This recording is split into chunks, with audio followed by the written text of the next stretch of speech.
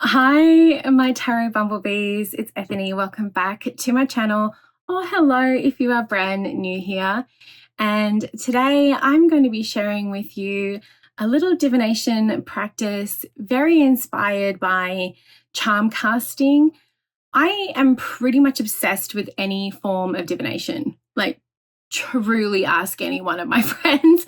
I love all forms of divination. And I was first introduced to charm casting through the legendary Carrie Paris. And I love little trinkets and little tokens and things like that because I'm such a Gemini. And I wanted to do something that was more of a spring trinket casting divination for you. So I put together a little compilation of me creating my beautiful little tray, my board here. Look at all the stickers. So I've done that, and I've also going to show you all of the trinkets that I have picked up and what they mean. And then I do some sample castings. So I have put together a little freebie, a little downloadable PDF of all of the trinkets that I'm using for the springboard, and you can find that over on my blog. The link is going to be in the description box below. This is just a really fun way to do some divination that's a little bit different, and I'm hoping to do something every season, to do a different board and find different trinkets or charms. But instead of doing charms, I wanted to do trinkets this time, so you're going to find out the difference real soon. So without further ado, I'm going to swap over the cameras and start with showing you how the board was made. I painted this in bed, so Apollo is trying to get my attention here. He approves though. So this is the sketch that I looked at what I was going to put in each one and just put the pencil outline of the words. This was the first layer where I did a couple of colors, and then I went over it with a white paint pen and I did circles to soften it. It took forever, but I'm really, really happy with how it turned out. Now I've chosen a light pink for the inside and a yellow for the top. So that's before the stickers go on.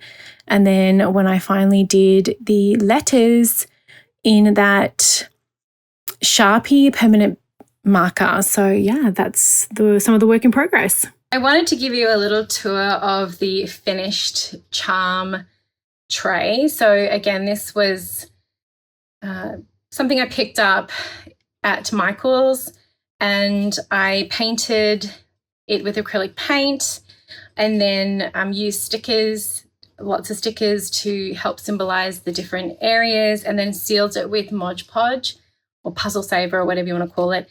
The words were written using a very fine Sharpie. But if you're going to do this on wood, which is what this is, make sure you seal it or you put paint down first before you try to write on the wood, otherwise it'll bleed. So we have work, career, business, and purpose. Then there is health, healing, body, and wellness. There is money, wealth, finances, and possessions. Then we have love, relationships, friends, and family. And then in the center is self, what is important, what is powerful, and what is a priority. And then I just put the sun and the moon in there. So it was really just a fun way to do this. And now it's nice and deep too, which is really fun. I haven't sealed the bottom or anything like that or the sides, but this is my design. And I wanted to put keywords because sometimes some people work and they have a job, other people have a career, other people have a business, and some people are seeking information about their purpose. So I wanted to have these different aspects of like love, money, wellness, and work, so that there's more to go with. And this section here, any of the trinkets that land in that section are going to be the things that need to be really taken into high consideration and are a priority and are immediate. So this is the board for spring, and a little tray, and yeah, I'm really happy with how it turned out. Now I want to show you the charms, or the trinkets. Actually, they're not charms, they're actually like little figurines that I've collected for the spring casting, and it was really hard to find a small bunny. So the rabbit is like this wooden piece, but I'm going to go through them, and some of them are very big in size, some of them are small. They came from, most of them come from Michael's in their like miniatures section for spring. So when I got them, they had like a 40% off, which was great, of all of them. So I was pretty happy. But there are more than one of each animal or each item, but I'm only going to put one in my actual, like, I guess the box that I'm going to use. So I actually also have a little freebie for you over at ethany.com on my blog. You can find the link in the description box, where I actually give you the little meanings that I put together for each one of these. And you might not ever use it, you might, but I wanted it to be there for you. So the first one is the squirrel, and this squirrel energy is a reminder to prepare for the future while remaining playful in the present. Now, I'm not going to go through absolutely everything I've written for each one, because that would take me forever, but you'll find more in the guide. So this is really this preparation for the future and playful energy. The squirrel. Then we have the duck, and the duck is a bringer of emotional balance and the ability to move gracefully through life's shifting currents. Then we have the dove, and the dove is an energy of peace, divine messages, and unconditional love. Then we have one of my favorite little symbols, if I can find. Now, there's a couple of snails in here, so I'm going to have to figure out which one I want to use, but there's like a little pair as well, if you can see it. But this is a snail, and the snail is the power of slow, steady, shared growth, and, you know, just like slow and steady and patience with the little snail. Then we have the hummingbird, and here's the hummingbird. Oh my gosh, it's so hard to show you guys these with my big hands, my big hands. Okay, so I love hummingbirds, and we get a lot of them. The hummingbird is a creature of magic, joy, and lightness, and finding sweetness in life. Then we have the cat, and there's a number of kitty cats. So there's this little one here, this one here. So I think that's a cat. They have, usually there's like packs of more than one animal, so I would use one of these kitties. The cat is a energy of independence, mystery, and deep intuition. And here you could even like keep the little sleeping kitty cat, and then the other cat too, because like a sleeping cat is going to have a different kind of energy. These garden gnomes are ridiculous. They're so stinking cute, and they're so tiny. I can't wait to see what they come out with summer, because I'm hoping they're going to do this all year so I can make some really cool little trinket boards and things like that. So the garden gnome is a guardian of hidden wisdom and quiet magic and connection with nature. And I love that this one's like pink and it's sitting down. It's just like, stop, it's so cute. These chicks are adorable. Look at these little chicks. Little flower in its hair, little hat, like stop. The chick signals the birth of new ideas, fresh starts, and untapped potential. Then we have the dogs, and there's a couple of dogs. They didn't have any sausage dogs. Well, they did have a little sausage dog, a little Apollo, but it was, damn it, it was huge, so I didn't get it. Little Silky, a little, like a little Frenchie, and a little, like, I'd say that's like a Labrador. Of course, the dog is a symbol of loyalty, unconditional love, and devoted companionship. Oh my gosh, I just absolutely love dogs.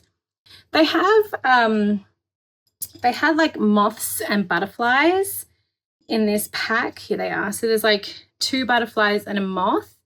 And I was wondering whether I wanted to just keep this moth paint needs to be redone, but that'd be easy with some acrylic pens. But if I was gonna keep the moth, this is a Seeker of Light and Mysteries of the Unknown.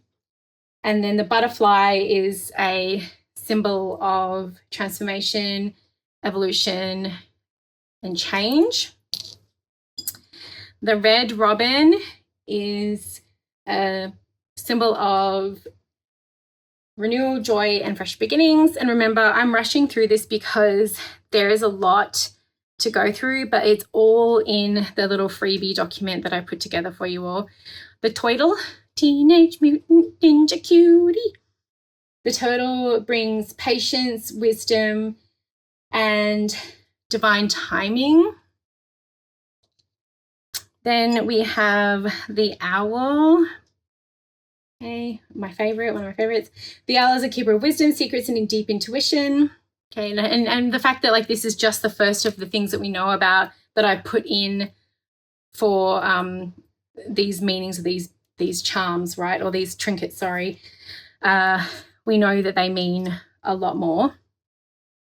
Then we have deer. Now these are plastic because these are the only ones I could find in the miniature section.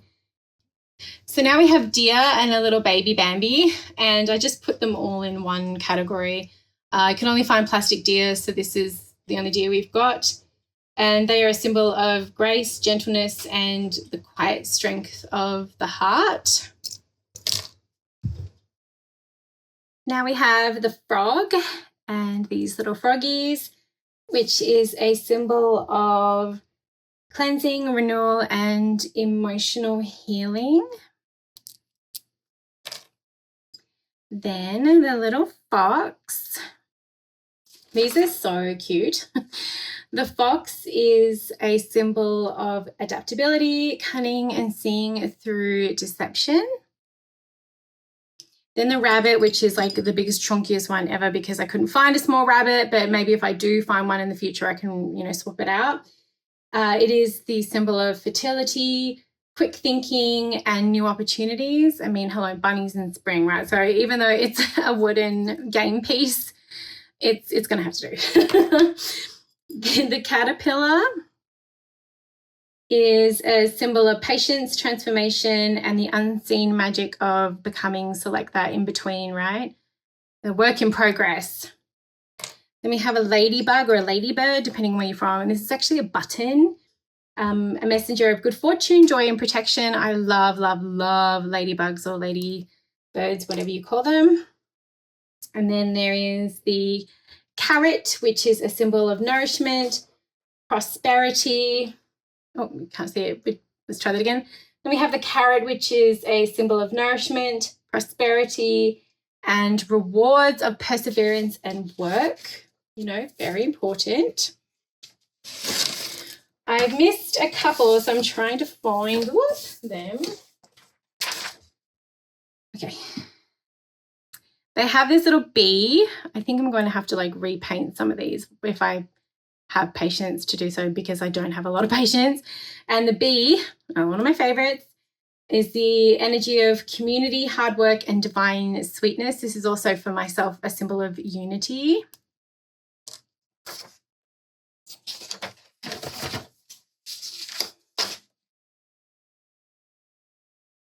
Okay, then we have the little ducklings, which are symbols of innocence, learning, and the courage to follow your path.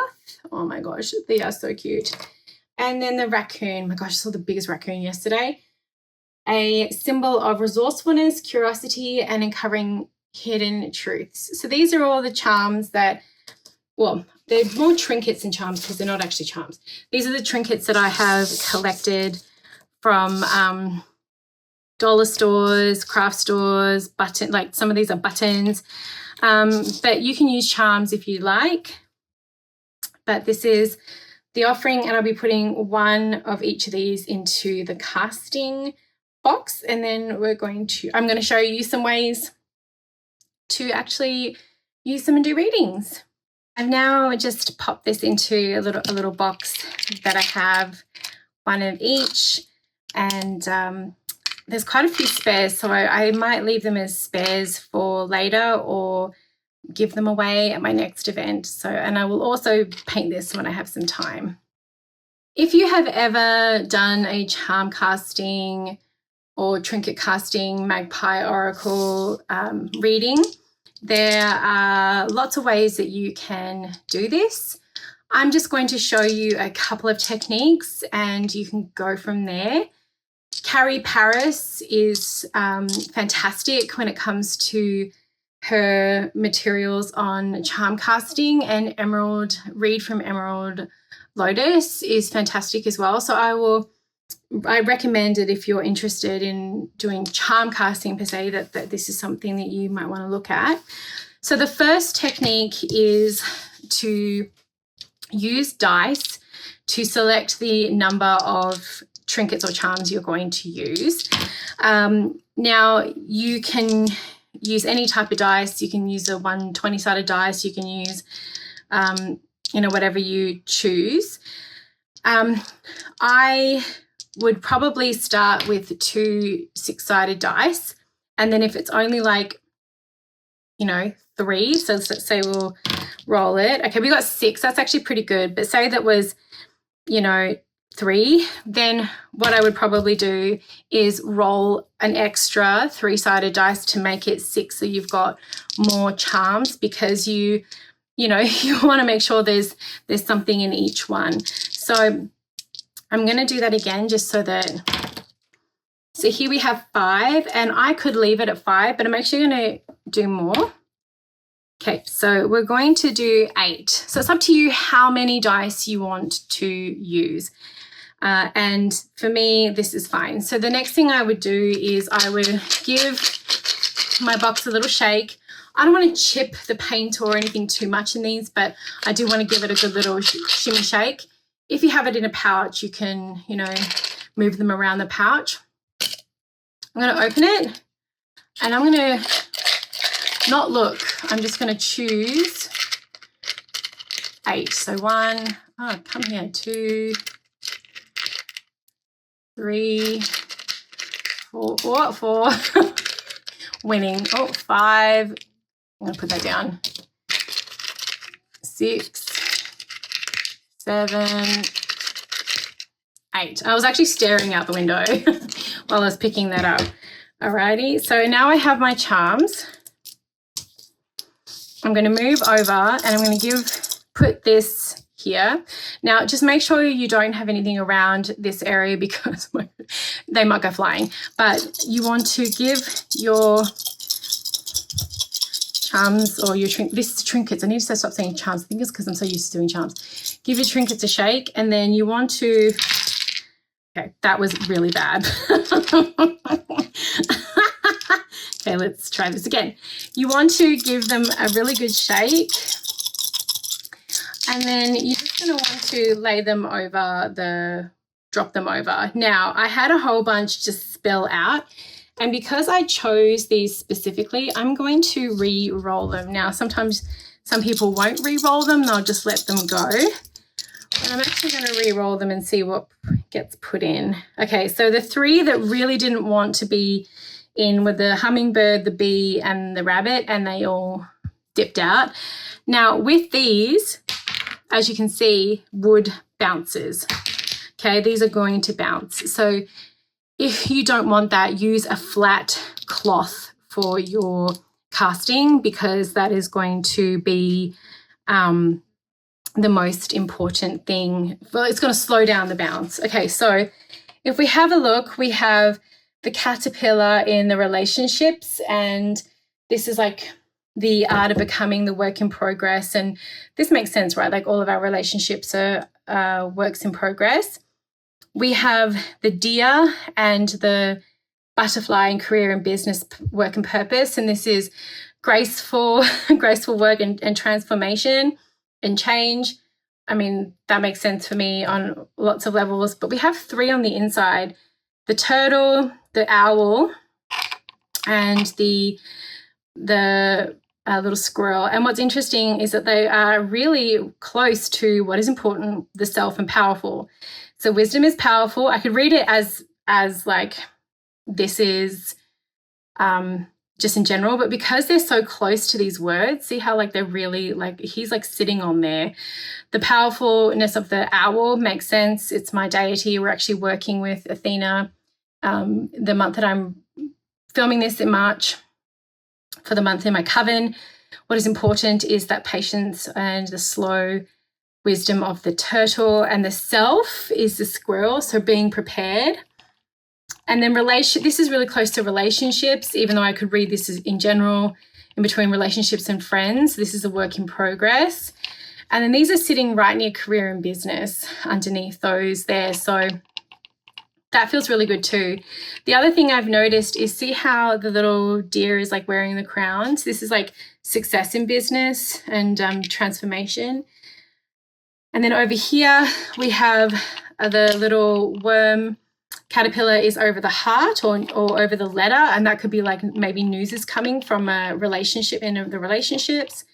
And then we have the moon with this important little turtle here, and that could be my moon sign, which is Pisces, connected to water. And so as you see with a lot of there's no trinket in here, there's like ladybugs, which are my symbol for luck. There's acorns, there's eggs, there's money, there's gems. So I put these in there as well, just in case I wanted to add another layer of the actual reading. And the fact that this is wearing the little crown, I really love, which is very, very cool. I really enjoy that. So that's one way that you can do this little reading using the dice. The second way you can work with this is, and remember there are so many ways you can work with trinkets. This is without the dice. So I had this amazing trinkets reading the very first year or the second year I went to Newts. I will never forget it. I think her name was Wendy, and she had this huge bag of trinkets, and I have been obsessed and wanted to do this since then. They were all shapes and sizes. Is that she just got you to, so we would shake, and her method was you just pick up whatever you felt until you couldn't hold any more in your hand, just one hand. Okay, I'm using my right, but I'm actually left-handed. So I would like just keep on going until I can't fit any. And then these would be my charms. And if you don't like the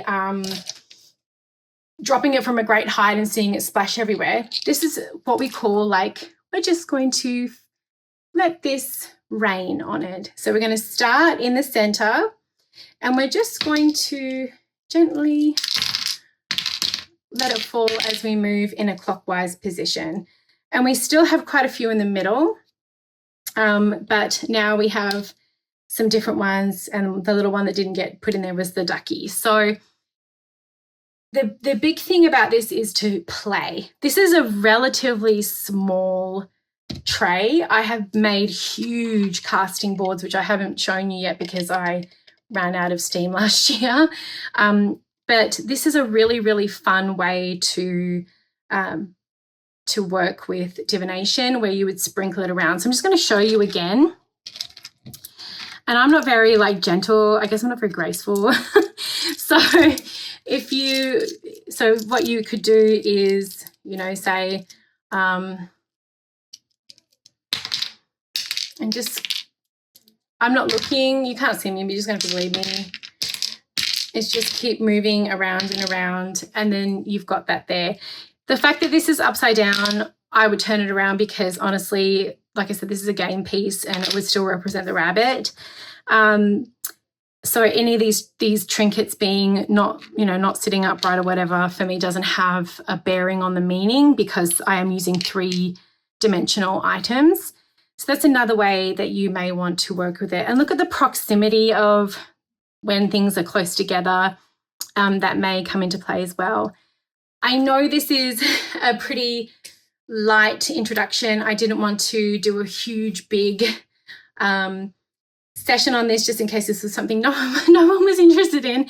But I am such a big proponent of play and having fun.